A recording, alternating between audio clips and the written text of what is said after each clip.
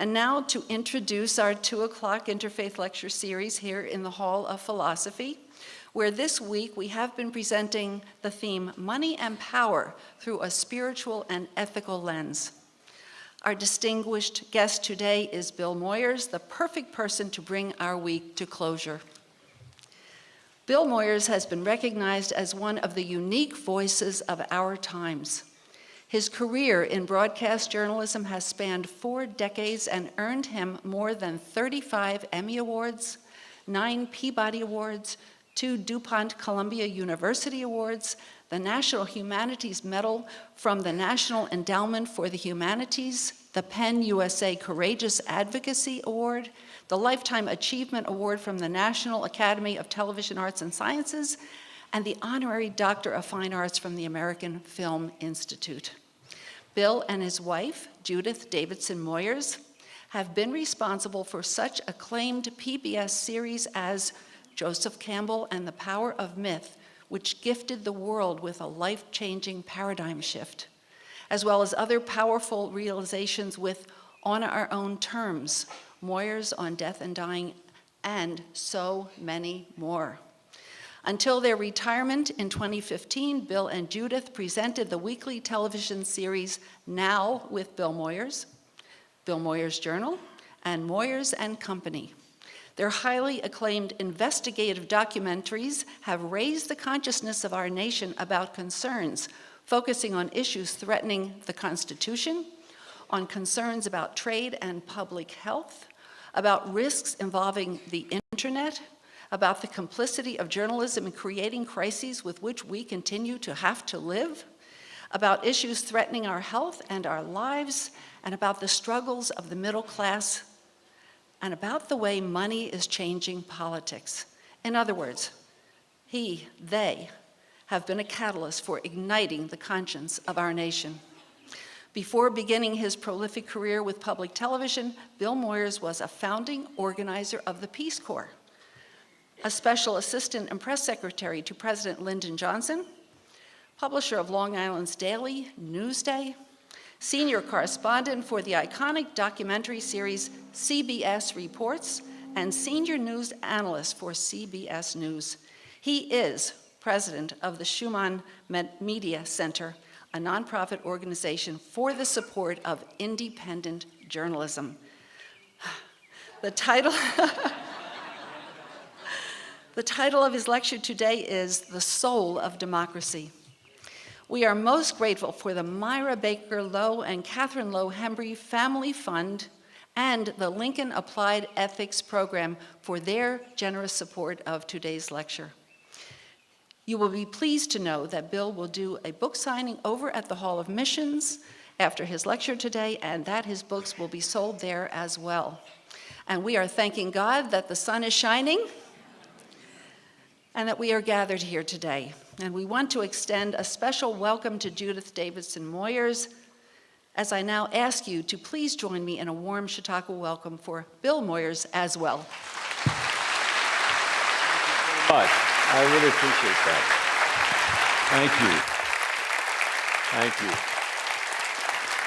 Thank you. Could I ask? Yeah, that's okay. Thank you. Thank you very much for those generous words, Maureen, and to you for that generous welcome, and to the Chautauqua Institute for inviting Judith and me to be here with you this week. Please forgive my Tress glasses because I had cataract surgery last month, 2 of them. Everything's fine, but I still haven't adjusted the harmony between my 2 eyes, and I have to put these on and off to see what it is I'm about to say.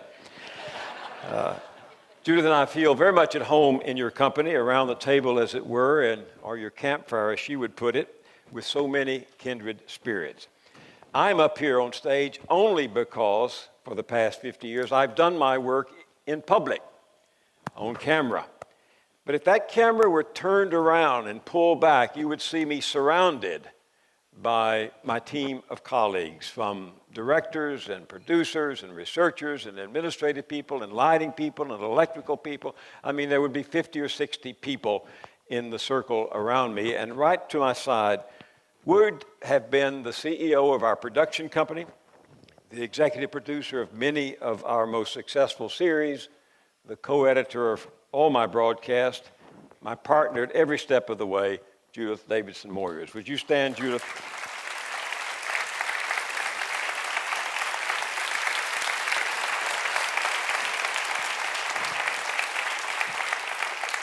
In addition to producing television and winning Emmys and awards, Peabody Awards in her own right, she's also served a long time as a trustee of the State University of New York and vice chair of its board, a trustee of Union Theological Seminary and the Hazelden Foundation, a corporate director for 20 years, a member of the White House Commission on Children, a member of the U.S. Commission to the UN, and the first woman to moderate executive seminars at the Aspen Institute.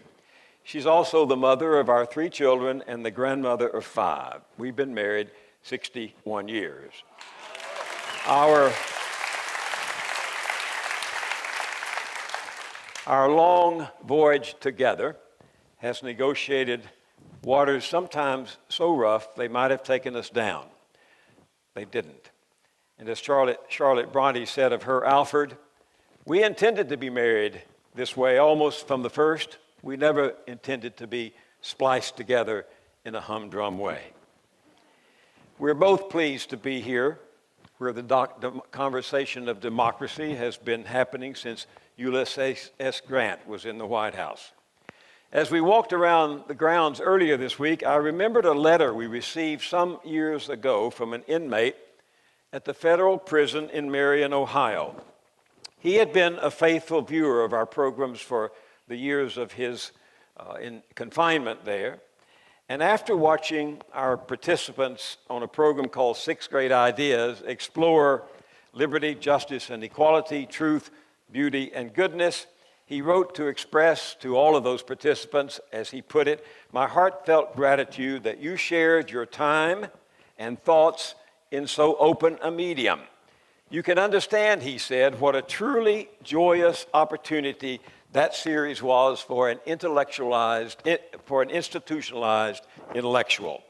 After months in a cell, he said, with nothing on but TV, it was salvation. Sometimes I think we are all, in some way, institutionalized intellectuals, locked away in our separate realities, our parochial loyalties, our fixed way of seeing ourselves and others. And I think we're only truly free when we have liberated ourselves from those little prisons of dogma and held up for scrutiny our own ideas as eagerly as we do those of others. It's like cataract surgery for the mind, and sometimes for the heart. When they come off, the world looks different. And that's been happening here at Chautauqua for 141 years. I'm also glad to be here for another reason. Almost every great social movement in America has contained a flame of faith at its core. That spark, call it divine if you will, certainly it's sacred, that spark has to burn now in every patriot's heart if we're going to break the strong stranglehold that money has on our democracy. That's all I have to say. I will not, after all, be speaking this afternoon. I prepared an eloquent address, beautifully crafted, forcibly argued, and irrefutably sourced. But as the week progressed, the speaker stole my best lines. Every beautiful sentence, every brilliant idea, every convincing argument. There's nothing simply left to say. So if you will join us on the concourse, Judith and I will treat you to a cup of coffee, all right? And the truth is, it's hard to speak today, these times. As Gabriel says in that great James Weldon Johnson's epic play, Green Pastures, everything that's tied down is coming loose. And I find I'm alternatively afraid, cantankerous, bewildered, often hostile, sometimes gracious, and battered by 100 new sensations every day. I can be filled with pessimism, as gloomy as the depth of the Middle Ages, and yet deep within me, I'm possessed of a hope that simply will not quit. A friend on Wall Street said one day that he was optimistic about the market, and I asked him, then why do you look so worried? And he replied, because I'm not sure my optimism is justified. Neither am I. So I vacillate between the determination to act, to change things, and the desire to retreat with Judith into the snuggeries of self, family, and friends. And I wonder if any of us in this great, disputatious, overanalyzed, over-televised, over-tweeted, and under-tenderized country know what the hell we're talking about, myself included. All my illusions are up for grabs, and I find myself reassessing many of the assumptions that served me comfortably much of my life. You may have noticed that there's a new version of Tarzan out after all of these years, a serial series that I saw every Saturday afternoon when I was a boy. I remember almost dislocating my tonsils trying to recreate his unearthly sound, swinging on a grapevine in a graceful arc toward the rescue of his distressed mate Jane, hollering bloody murder all the time. So what have we learned? That Buster Crabbe and Johnny Weissmuller, who played Tarzan in the movies, never made that noise. It was a recording of three men, one a baritone, one a tenor, and one a hog caller from Arkansas, all yelling at the top of their lungs. The moral is, this world is hard on believers. And it's good to be here to reinforce some convictions, to gain inspiration from you, and to keep thinking through where we are at this time in our lives as individuals, as a nation, as Earth. Back in May, President Obama and I both spoke at the commencement at Rutgers University in New Jersey. Obviously, you didn't know I was there because he made all the news. He was at his best as 50,000 people leaned into every word. He lifted the hearts of those young men and women heading out into the world. But I cringed when the president said, and this is a direct quote, contrary to what we hear sometimes from both the left and the right, the system is not as rigged as you think. I thought, and if we had not separated after the commencement, I actually would have said to him, I think you're wrong. And I know Americans know you're wrong, which explains the 2016 election. Here's a poll released only last week. 71% of Americans believe the U.S. economy is rigged, and that was true across ethnicity, class, age, and gender. People said they're working harder for increasingly less financial security. 1/4 of them had not taken a vacation for over 5 years. 71% said they are afraid of unexpected medical bills, and 53% were afraid of being unable to make their mortgage payment. 60% of renters fear being unable to pay the rent. Millions of Americans are living on the edge, their days framed by fear. So I take my first text this afternoon from a short story by the late Stevie Smith, told through a poem. Nobody heard him, the dead man, but still he lay moaning. I was much further out than you thought, and not waving, but drowning. Poor chap, he always loved larking, enjoying oneself in a playful way. He always enjoyed larking, and now he's dead. It must have been too cold for him. His heart gave way, they said. Oh, no. It was too cold always. And still the dead one lay moaning. I was too far out all my life, and not waving, but drowning. there are millions like him. 60 years ago this summer, on my 16th birthday, I went to work for the daily newspaper in my hometown in East Texas, a small town. Good place to be a cub reporter, but small enough to navigate, but big enough to keep me busy and learning something every day. I soon had a stroke of luck, one of those strokes of luck that can determine a career and a life. Some of the old hands on the paper were on vacation or out sick, and I was assigned to help cover what came to be known across the country as the Housewives' Rebellion. 15 women in my hometown decided not to pay the Social Security withholding tax for their domestic workers. The housewives were white, their housekeepers black. 2/3 of all employed black women in the country in the early 50s were in domestic service. Because they tended to earn lower wages, accumulate less savings, and to be stuck in those jobs all their lives, Social Security was their only insurance against poverty in old age. Their plight did not move their employers. The housewives argued that Social Security was unconstitutional and that imposing it was taxation without representation. They also claimed, and I'm quoting, that requiring us to collect the tax is no different from requiring us to collect the garbage. So they hired a high-powered lawyer, a notorious former congressman from Texas. They were almost all notorious in those days, who once chaired the House Un-American Activities Committee, and they took their case to court. They lost and eventually wound up holding their noses and paying the tax, but not before their rebellion had become continuing national news. The stories I helped report for the local paper were picked up and carried across the country by the Associated Press.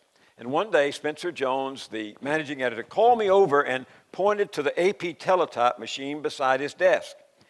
Moving across the wire was a notice citing the paper and its reporters for our coverage of the Marshall Housewives' Rebellion. I was hooked. And in one way or the other, over a lifetime spent in the intersection between politics and journalism, I've continued to engage with issues of money and power, equality and democracy. It took me a while to put the Housewives' Rebellion into perspective. Race, of course, played a role. Marshall was a deeply segregated antebellum town of 20,000, half black, half white. White ruled. But more than race was at work here. Those 15 housewives were respectable townfolk.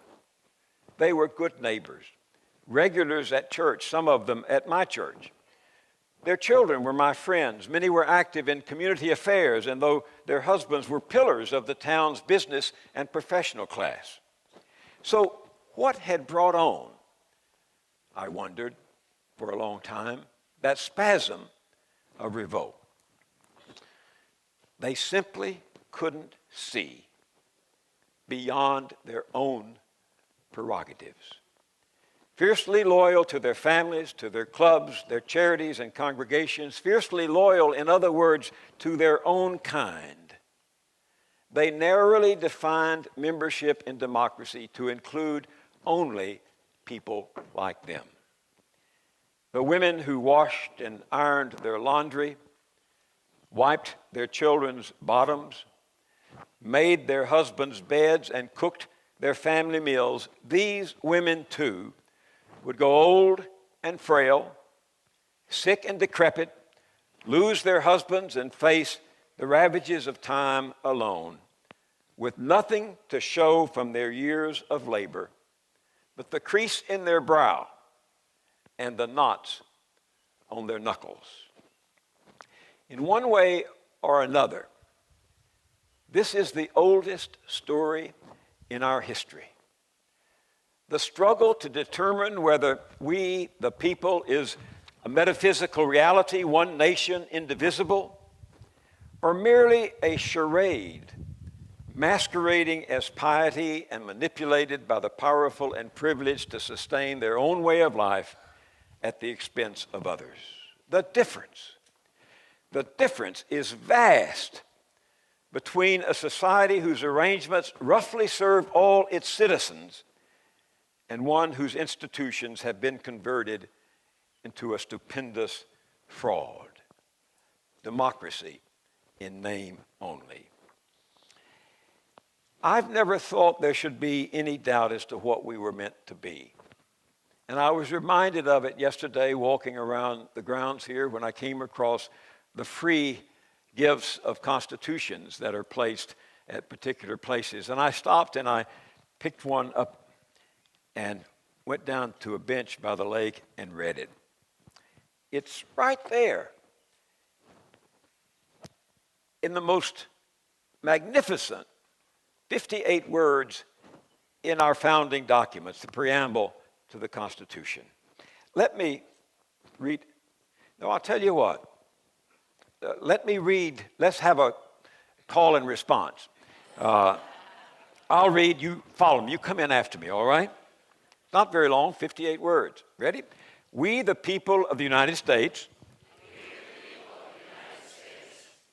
in order to form a more perfect union, establish justice, ensure domestic tranquility, provide for the common defense, promote the general welfare, and secure the blessings of liberty to ourselves and our posterity.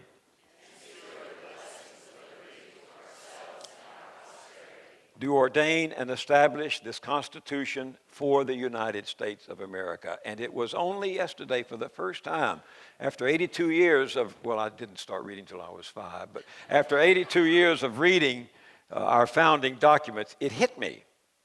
We, the people of the United States, we, the people of the United States, do ordain and establish this Constitution for the United States. It has never been done in the long history of the human race.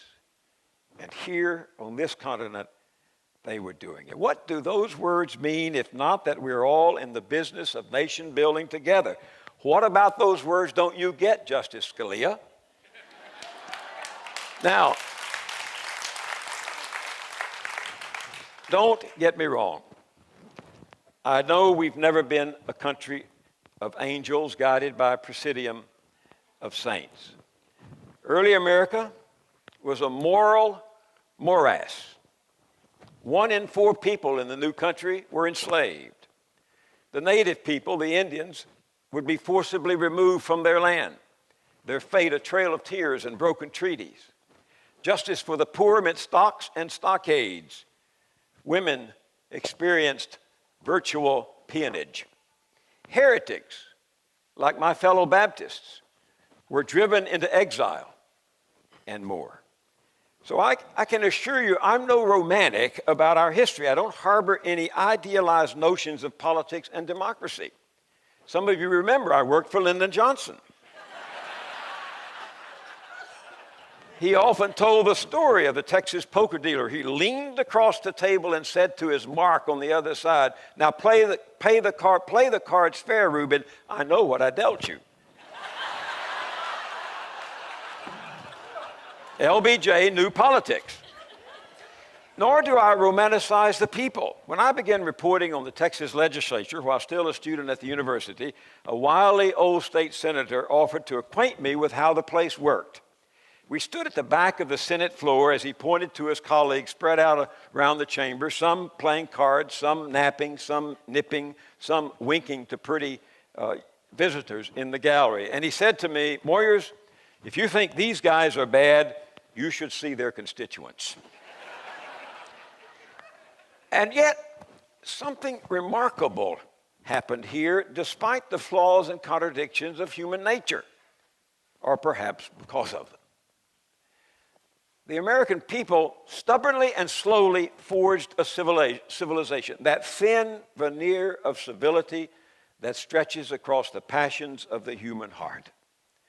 Although it can snap at any time or slowly weaken from abuse or neglect and disappear, civilization requires the sense that contrary to what those Marshall housewives said, we're all in this together. As the writer Alberto Rios once said, "I'm in your family tree and you're in mine." Walt Whitman, whose embrace of humanity was all-inclusive. I contain multitudes. I contain multitudes. Whoever degrades me degrades another. Whoever degrades another degrades me. I speak the password primeval. I give the sign of democracy. By God, I will accept nothing which all cannot have on their counterpart on the same terms. I came across a fascinating short portrait of Whitman recently in the archives of the Atlantic magazine. I recommend it to you. It's by someone we know, Kathleen Kennedy Townsend, who said, Whitman looks across America and sees himself in whomever he meets. The horseman in his saddle, girls, mothers, housekeepers in all their performances, the group of laborers seated at high noon with their open kettles and their wives waiting, the female soothing of a child, the farmer's daughter in the garden or cow yard, the young fella hoeing corn. Those are Whitman's words celebrating what Americans shared at a time when they were less dependent on each other than we are today.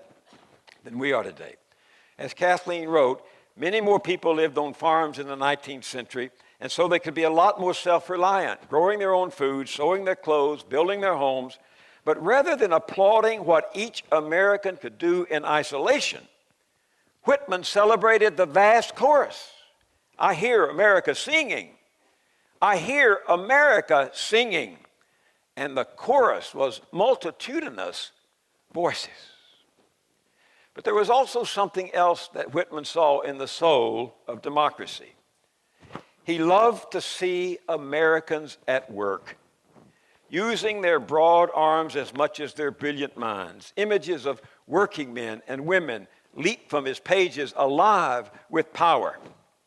Through his eyes and words, we see men that live among cattle or taste of the ocean or woods, alongside the builders and steerers of ships and the wielders of axes and mauls and the drivers of horses. Laboring people, everyday people, the real builders of America.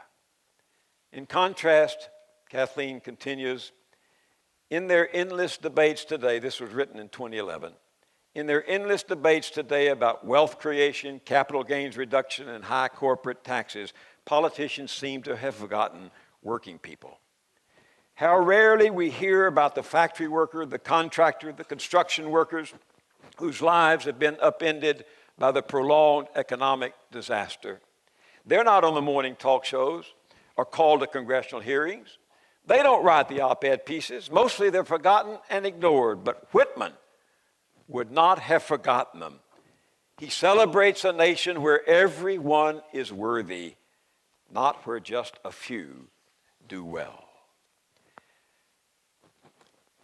When Trevor Potter was speaking on Monday, stole all my best lines about Citizens United. When Trevor was speaking, it suddenly hit me that Franklin Delano Roosevelt understood the soul of democracy too and expressed it politically rather than poetically, although his words could ring like poetry.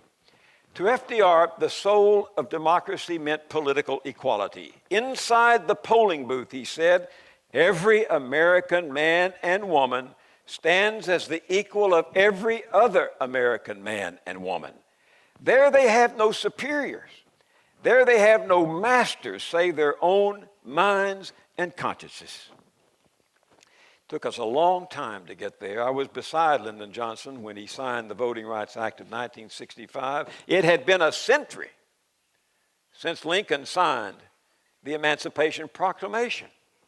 Another 100 years of Jim Crow law and Jim Crow lynchings, of forced labor and coerced segregation, of beatings and bombings, of public humiliation and degradation, of courageous but costly protests and demonstrations before what had been won on the bloody battlefields of the Civil War was finally secured in law.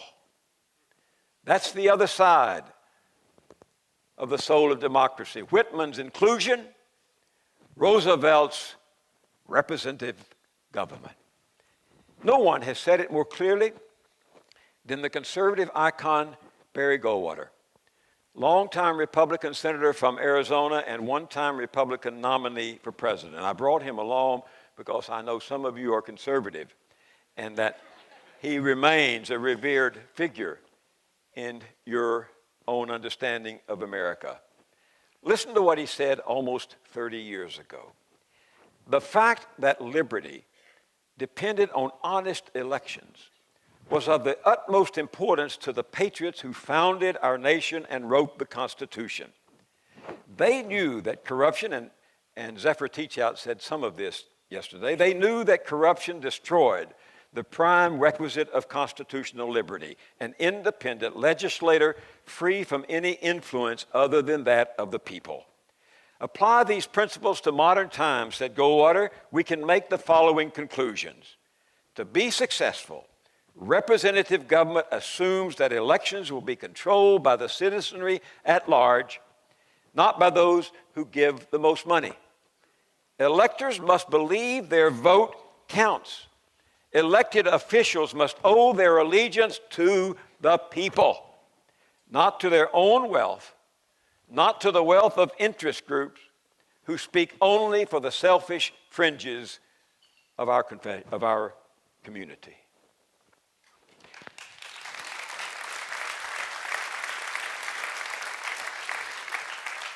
That's for you, Senator Goldwater. I hope you'll forgive me the Johnson television ads in 1964.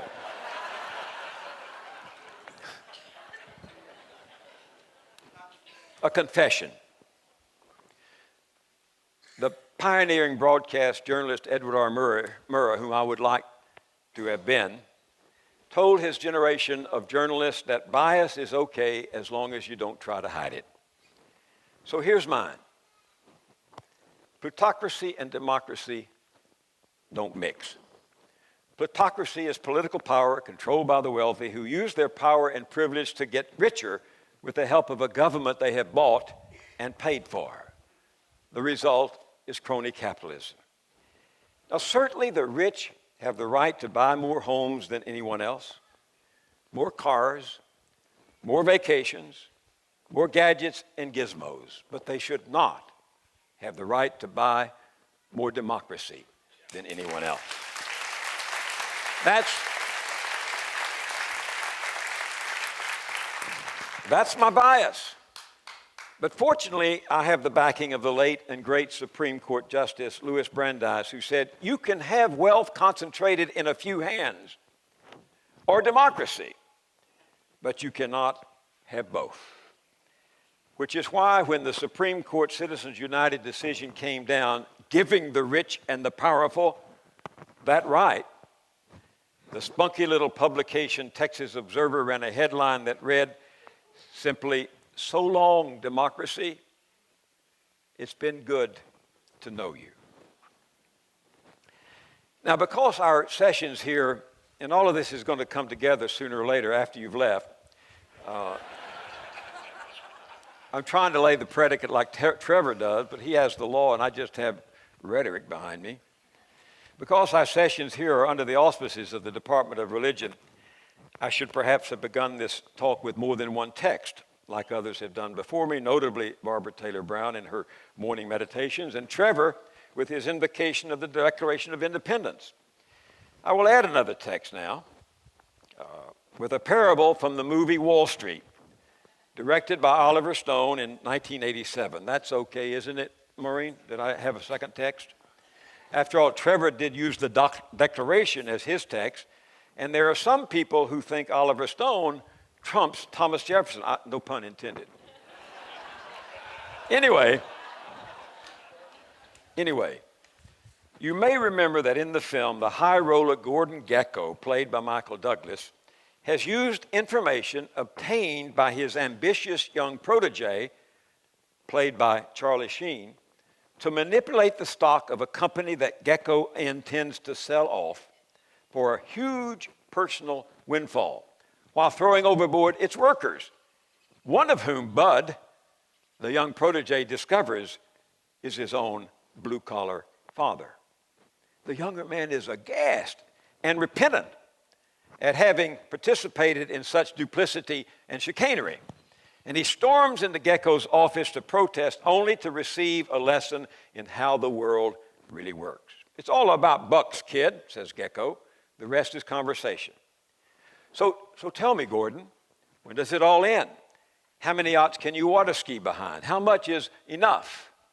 And Gecko answers, it's not a question of enough, pal. It's a zero-sum game. Somebody wins, somebody loses. Again, how much is enough, Gordon?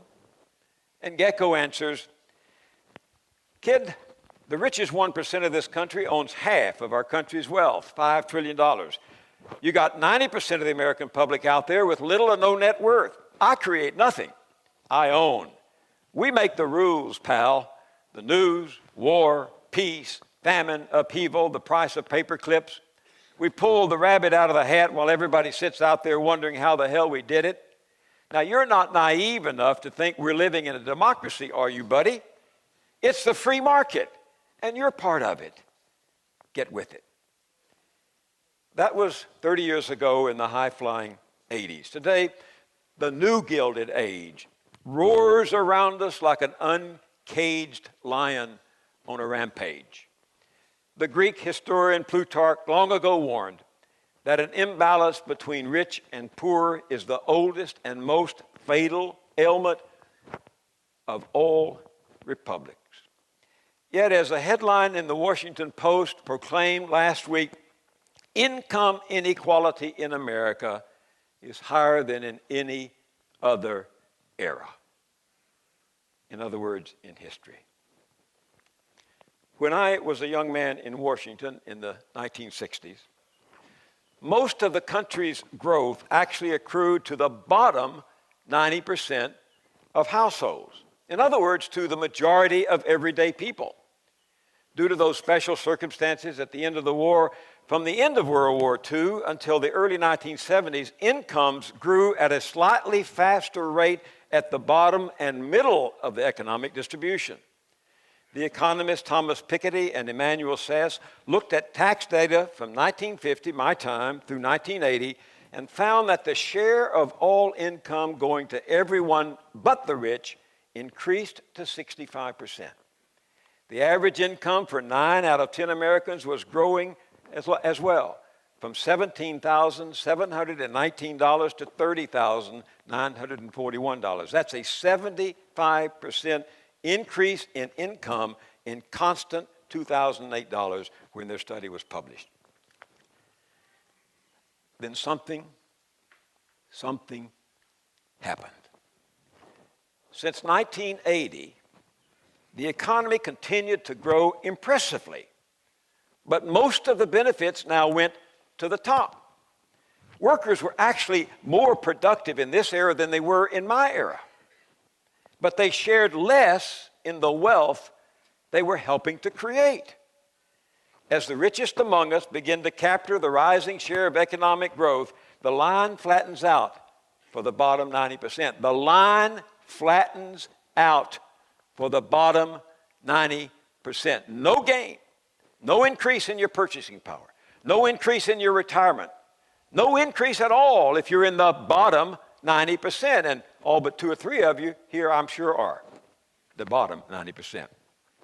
In the late 1970s, the richest 1% received 9% of total income and held 18% of the nation's wealth. By 2007, they had more than 23% of the total income and 35% of the wealth. And now, I'm sorry, I know that statistics can cause the eyes to glaze over, even if you haven't had cataract surgery. But as Oscar Wilde said, it's the mark of a truly educated person to be deeply moved by statistics. And I know this is an educated audience. I also know this is an empathetic audience, and I actually thought of you early last week when I was on the subway at Columbus Circle in New York City. I saw a small poster in the subway at Columbus Circle that read, "What separates us from the animals, what separates us from chaos, is the capacity to mourn people we have never met." So bear with me. The nonpartisan Pew Research Center recently released a study showing that the middle class shrunk in virtually all parts of our country between 2000 and 2014. 9 out of 10 metropolitan areas showed a decline in middle class neighborhoods. And we're not even talking about the 47 million Americans who live in poverty. Yet during this time, the top 1% of Americans captured more than half of the total income growth from 1993 to 2014. Some 16,000 families gathered more of the country's income in that period since the run-up to the crash of 1929 and the Great Depression that followed. By 2013, the wealthiest 1% in this country held nearly half of all the stock and mutual fund assets held by all Americans. You get the picture. We've been through 4 turbulent decades in which the rich and powerful were hell-bent on making the world work for them at the expense of everybody else. And instead of producing a better life for everyone, capitalism began to procreate vast wealth at the top and wage stagnation at the bottom. Now, concentrations of wealth would be far less of an issue if the rest of society were benefiting proportionally, but that's not the case. Once upon a time, according to Isabel Sawhill and Sarah McClanahan in their study on the future of children, the American ideal of a classless society was one in which all children have roughly an equal chance of success, regardless of the economic status of the family into which they were born. Just a couple of decades ago, only 20% of one's future income was determined by the income of his father or her father.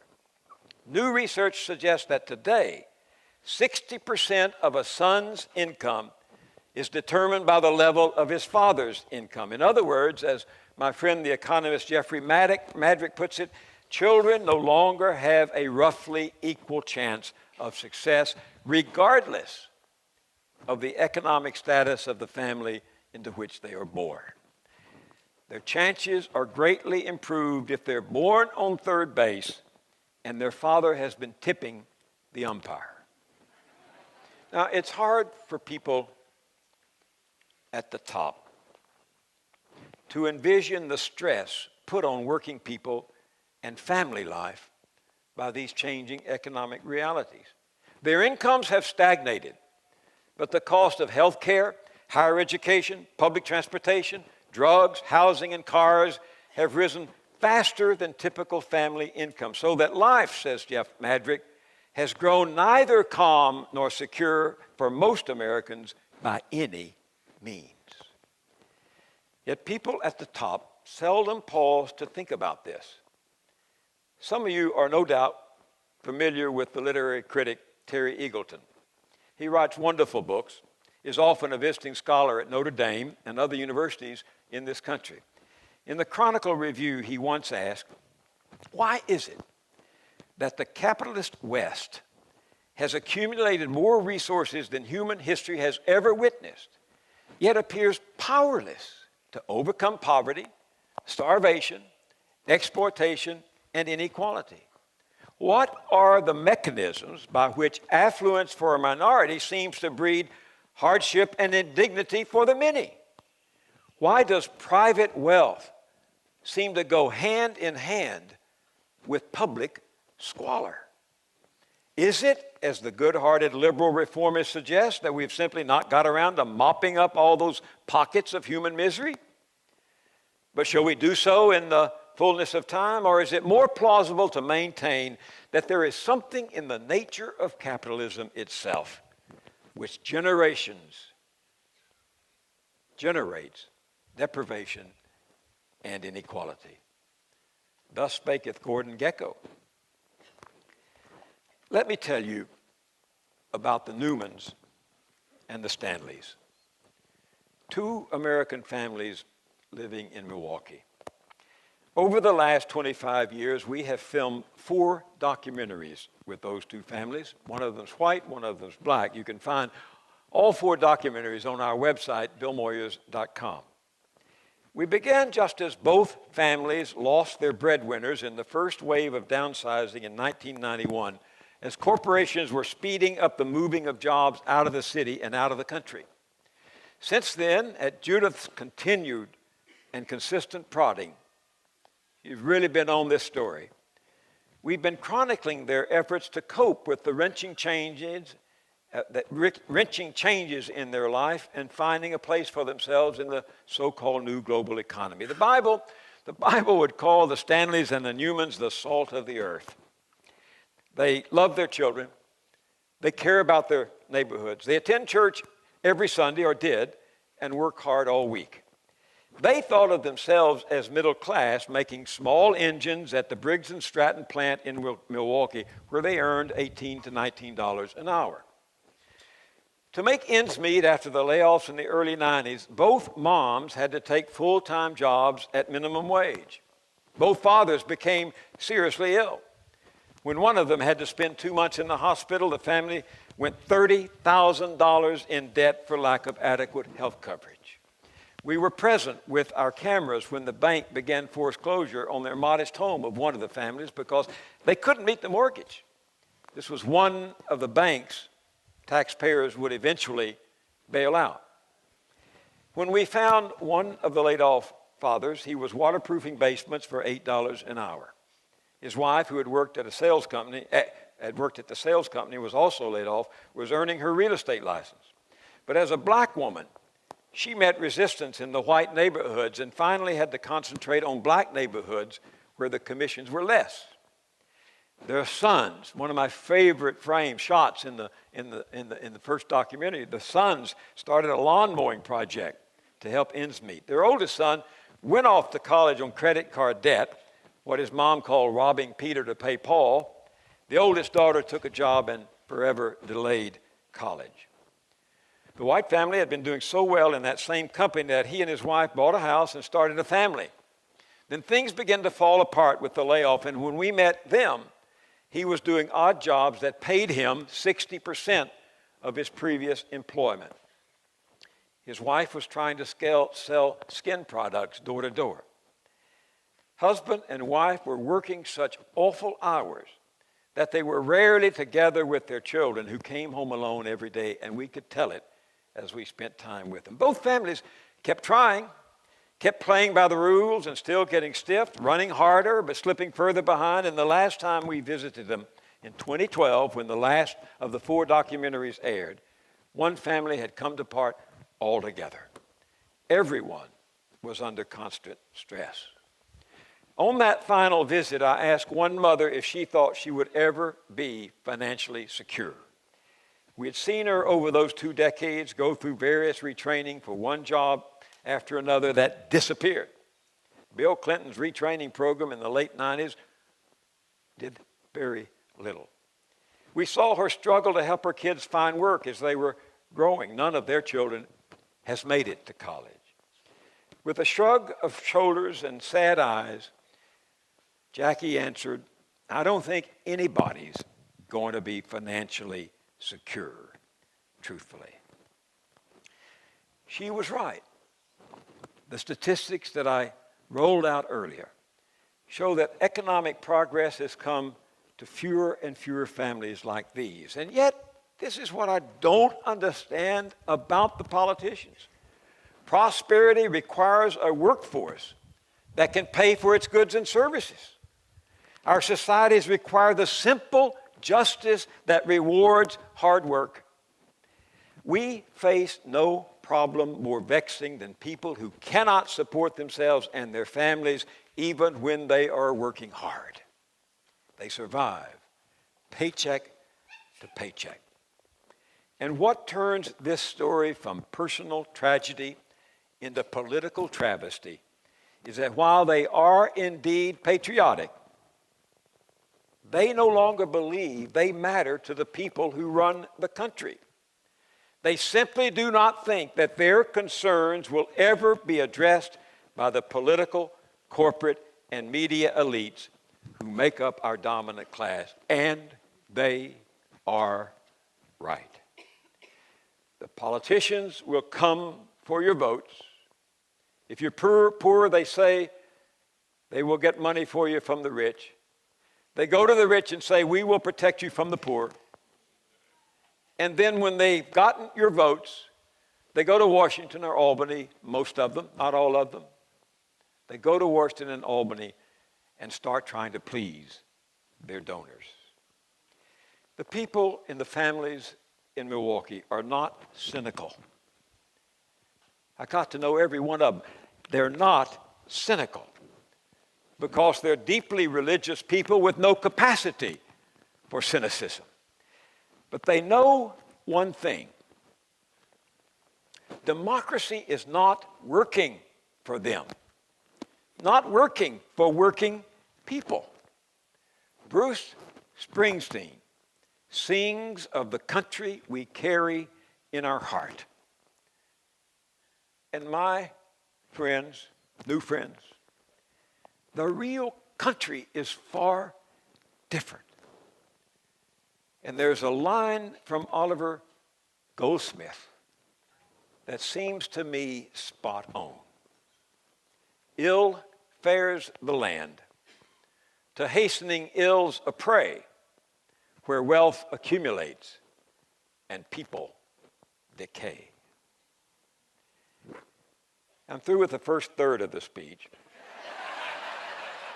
And I've been 45 minutes. It's about even here. I'll stop, try to finish it with your questions and answers and see what we do with the second half. But I want to do one more thing. The gods of inequality have failed. And they fail because we don't take seriously those 58 words in that contract. They're false gods, the gods of inequality. And I don't think any of you want to be living in this country 25 years from now if we don't address it. Once we admit it, we can get on with the work of rediscovering and liberating the country, as Bruce says, we carry in our hearts. So I'm going to ask you to, one more time, with a lot more enthusiasm than you had 45 minutes ago. In fact, I'm going to ask you to stand. And I'm going to ask you, if you really mean it, to tell me in your response to the call of our founding fathers. We, the people of the United States, come on, in order to form a more perfect union, provide for the common defense, promote the general welfare, and secure the blessings of liberty to ourselves and our posterity.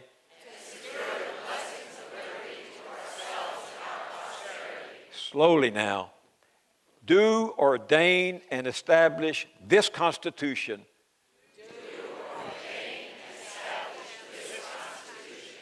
for the United States of America. You're not going to let me, I'm not going to let you forget that, and the next time I'm here to finish the speech, I'm going to ask you to do it from memory. Thank you very much.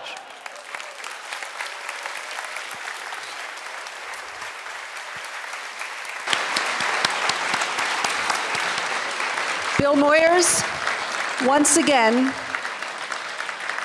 you have ignited our consciences, and we thank you. And now we would like a few minutes of conversation. So we ask, as you line up at the microphones, that you limit your remarks to questions only, so we can have as much conversation as possible before we have to conclude at 3:15. Bill, we welcome you back to the podium. All right, let's start to my left. I'm more comfortable there. Thank you. So if we could put you back advising the president, as you were at one point, so what specific steps would you advocate to alleviate some of these problems? Well, starting with inequality, I would begin to look at all of those lower scale projects that we can put into place and increase, like Head Start and other programs that help children who are not getting a better start despite their fathers, because of their fathers and mothers' status. I would start there. And then I would start to push, depending on how many votes I got in the election, for a more progressive tax. Remember, the donor class got a big deduction back in 2003, just as the Iraq War was starting. They paid no fair share of that war. We progressives believe that a progressive tax would help close the gap in the budgets that we are really suffering from education and places like that. And I would ask, as president, I would do what Johnson did, a beautiful thing actually. He asked a number of us who were working on the domestic program, and my first responsibility was to put together the task force on the domestic policy, to meet with people who are not experts, to meet with people who lived the experience that we were dealing with, poverty and so forth. And so we spent quiet and clandestine time, if you will. You didn't want to know that two White House aides were sitting over in a cafe in Baltimore asking those people why they were poor. I would go out to the people beyond the identifiable. There are so many good economists in this country who never get asked for their views, who never get invited to the big summits of the Sumners and the Geithners and people like that. I would recast my Rolodex if I were the president today. Some of this stuff is not arcane. It's just that we in Washington, inside the Beltway mentality, tend not to look for the people who aren't in the papers or at the universities. And so I would recast my Rolodex. I would reconfigure my staff to spend time with people like David Korten, who was here yesterday, and Trevor Potter and Zephyr Teachout. And then I would assign somebody who every day would bring me the clippings of the stories that are critical of me, that I would never see from a White House staff that doesn't want to hurt my feelings. There are many things like that. But you've given me the idea to write about that. Yes, sir. How did we get into this mess? Is the American public stupid? Are we apathetic? Is capitalism fatally flawed? Have we been sold a bill of goods that if you work hard, you're going to climb up the ladder of success? How do we get into this mess? I've heard the whole week we've heard what the mess is, but how did we get into this mess? Well, some people are stupid, and nobody here. And many people, nobody here. Well, one person I saw that told her, no. You know, you're only as good as you are when you look into the person who doesn't think you're good. And I've learned that in politics and journalism. We got into it for many reasons. The prosperity that came from the false economies of the late 70s and 80s, the policies of deregulating. I mean, Elizabeth Warren made one of the best speeches of her career Thursday or Wednesday or sometime earlier this week, in which and I could see it coming because I knew Alfred I, who under Jimmy Carter began to deregulate the airlines, and we knew some of us knew what was going to happen. You deregulate, you think you're spurring competition, you're really creating the materials for conglomeration. And what do we have now? 6 big airline companies, like we have 6 big banks.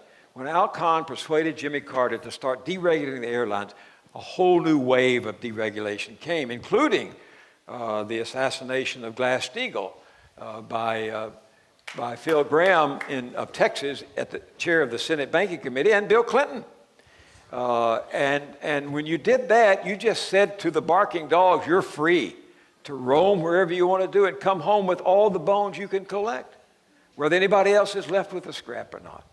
And that happened in the 70s and 80s. Then you had the rise of the philosophy that government is not the solution, it's the problem. And we all know that's wrong. You know, we live in New York City.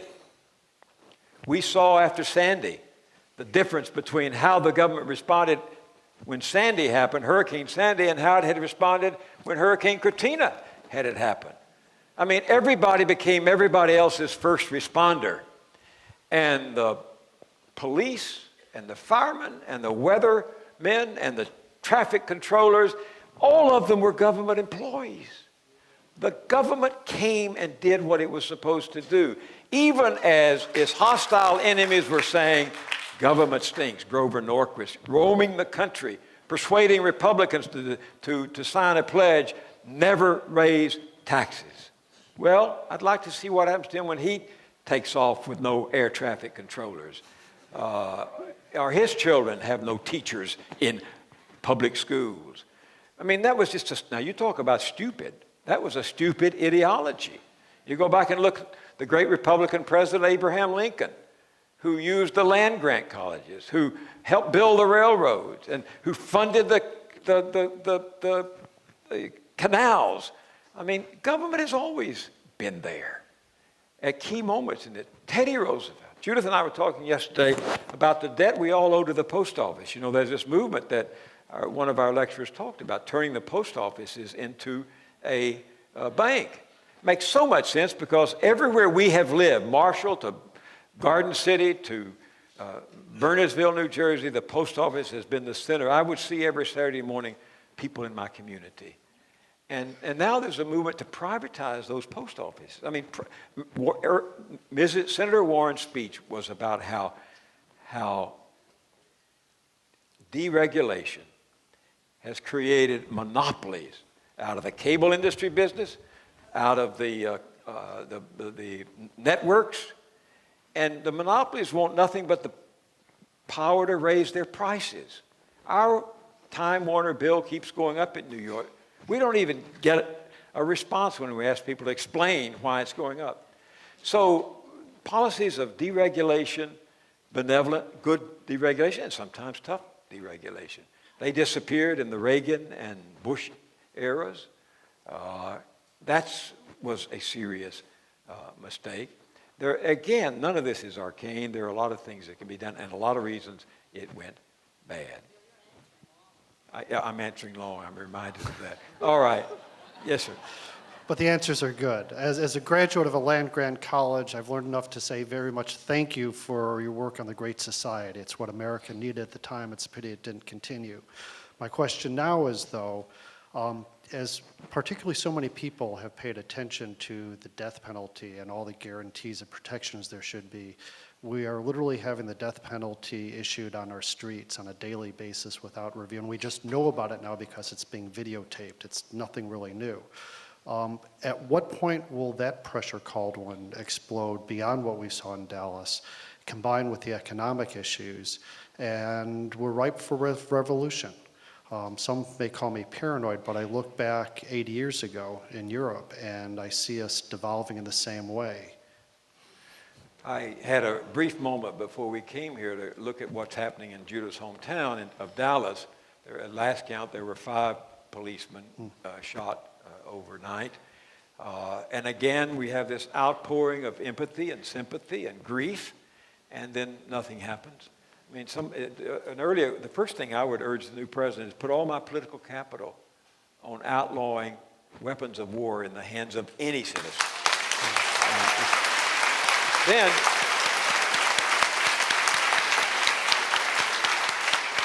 if we can't stop the sale of weapons of war to average citizens, any citizen, we are really in trouble. We're really impotent. And it's right precariously close to that situation. And the new president should get up and say, this is my first insistence. I'm not going to ask for anything else in my State of the Union but that we outlaw the sale of the weapons that were made for Iraq and Afghanistan and World War II and places like that to disappear from the marketplace. That's what I would do. Yeah. I'm thinking of someone I know who lives in East Texas. His grandfather was a New Deal Democrat and loved Franklin D. Roosevelt. The grandson, a machinist, white working class, loves Louis Gohmert and votes Republican. How do you explain, especially in the South, the drift of the white working class from social liberalism to the conservatism that we see in the Republican Party today?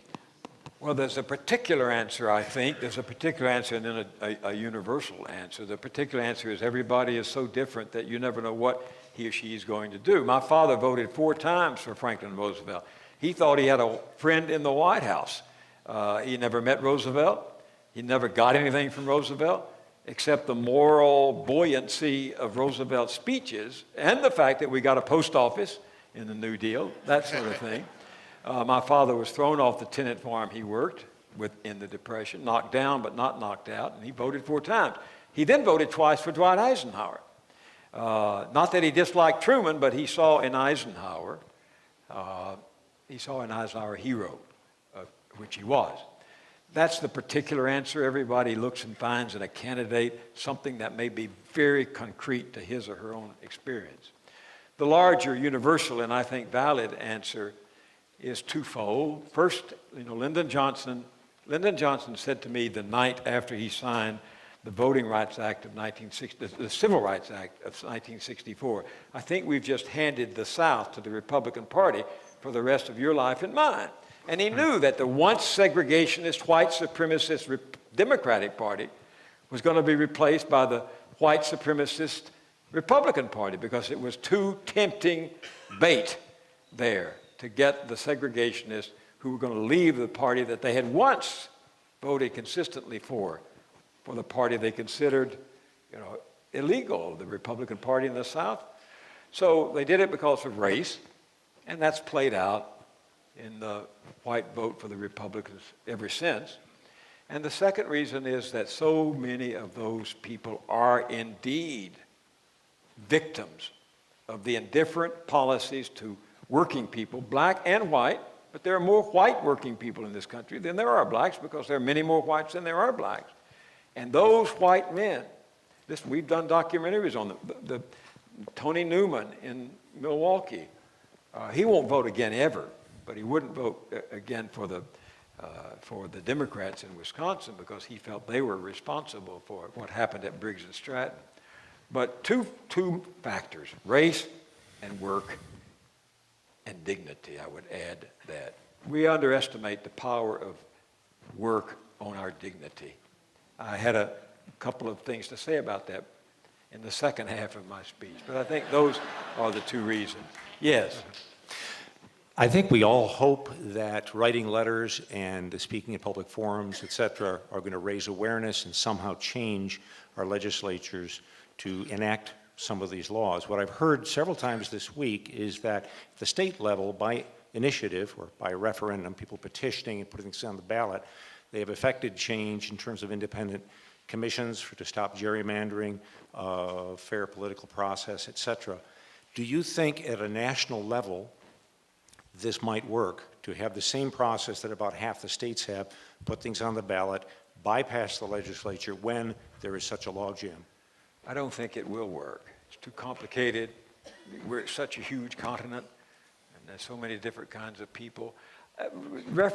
I know that protests, online protests sometimes help. I'm sure President Obama was affected by the millions of emails he got over the Keystone Pipeline.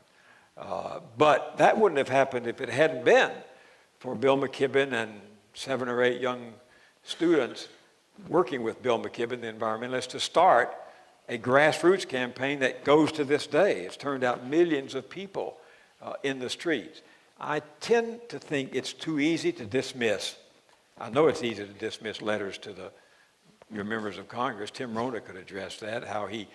Did he summarize them? Did he have his staff dissect them or what? But I don't think that works. I think we're at a stage, and this is what I meant when I said there's a movement coming. The Sanders movement and some of the Trump voters are really serious about what's happening to working people, and really serious about an indifferent government. It won't be Sanders, but there's another populist, and there's a more stable Republican coming along who's going to pluck those votes and organize those people who are going to have to take to the streets in peaceful, non-violent demonstrations and pressure that continues.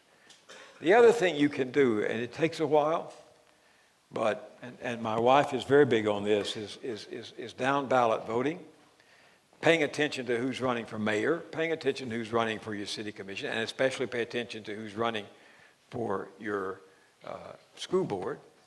The conservatives were very smart when they set out to advance their movement. They started with the school boards, especially in my home state of Texas. And people ran for the school board who nobody knew, and not many people cared, and they won. And from there, they went to the next local grassroots organization.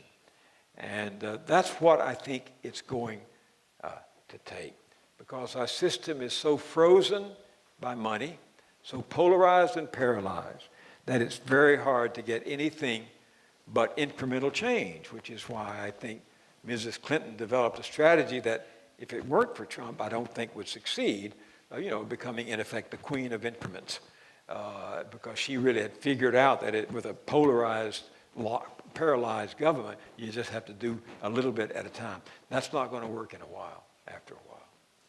Okay. Thank you. 5 minutes we have. 5 more questions. Forgive the broadness of this question. Excuse me? Forgive the broadness of this question, but I have to ask it. Your speech was profound, and I am left with the feeling that ultimately democracy might in fact be fundamentally incompatible with capitalism. And if that is the case, and we still, as a people, hold to our beliefs in those initial words that we've all recited, do you feel that capitalism can be resuscitated in some way, reformed in such way, that it can be compatible? Well, when I speak of, by the way, when I speak of capitalism, I really am talking about financial capitalism that developed in the late 70s and early 80s, and I should have said that to the gentleman before you, because one thing that went wrong was financial capitalism. I mean, if you call 411 today, you'll be answered by Wall Street, because with the backing of Congress, private equity companies and real estate companies are buying up public services around the country. Although, and they're doing it for a profit. They're not doing it because they want to save lives. And today, although accidents, and this is very parochial stuff, but it affects our lives, accidents by trucks on our highways are rising again, even as Congress has caved into the trucking industry, which is trying to deregulate all the safeguards that have been put in over the years.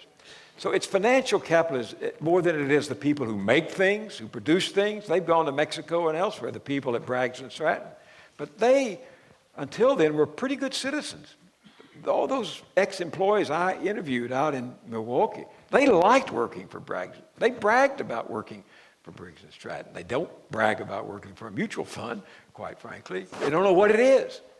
So I mean financial capitalism primarily. Also, I really do believe there are serious ways to achieve democratic capitalism. Not democratic socialism, but democratic capitalism. And if that were to happen, if you can give workers, employees, secretaries, and others, I don't just mean blue-collar workers, a sense of participating in the company, a sense of return on the investment of her life in the company, you can change. People love to work. But do you think that will ever happen? I mean, it's good to be 82, because sooner or later I'm going to be out of a world I don't understand anymore. And I've lost my networking with it. I don't know. I'm a reporter, not a prophet. I do know that at the key, at key moments in our history, we took the right turn. Politics failed in the 1840s to solve the problem, the moral problem of slavery. This, I think, except for the human factor, is the equivalent of a great moral question that politics has to decide. And I don't know that it can. In some of our worst moments, from the Red Scare of the early part of last century to all those litanies of evil that I mentioned earlier, there is a streak in the American people that isn't common to everybody, and that does, as those Marshall housewives, they don't really give a damn about the people who work for them. So it's going to be a fight to to both press them. I do believe ideals guide us even when we don't achieve it. To press the fight intellectually and to press the fight at the vote. We have to beat the bad guys, whether they're Democrats or Republicans. One more, I think. Is that it? All right. All right, we're done.